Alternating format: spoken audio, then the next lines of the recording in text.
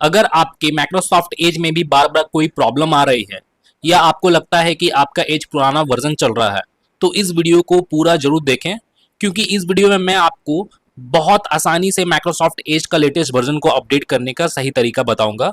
और इस वीडियो को आगे कंटिन्यू करने से पहले मैं आपको बता दूं कि अगर आप मेरे चैनल पे भी नए हो तो सबसे पहले तो आप मेरे चैनल को सब्सक्राइब कर ले और बेल आइकन पे भी क्लिक कर ले, क्योंकि मैं अपने चैनल पे कुछ इसी तरह के इंपॉर्टेंट वीडियोस वगैरह अपलोड करता रहता हूं। तो सबसे पहले तो आपको यहाँ पे अपने माइक्रोसॉफ्ट एज को ओपन कर लेना है।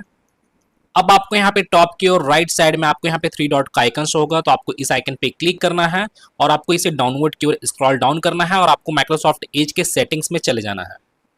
अब लेफ्ट साइड की ओर आपको इसे डाउनलोड की ओर स्क्रॉल डाउन करना है और आप यहाँ पे देखोगे यहाँ पे अबाउट माइक्रोसॉफ्ट एज का ऑप्शन होगा, तो आपको इस ऑप्शन पे जाना है।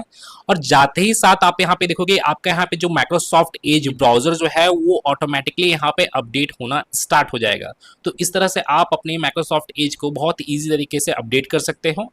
तो गाइज मैं फिर मिलता हूँ नेक्स्ट वीडियो में। Till then and bye bye.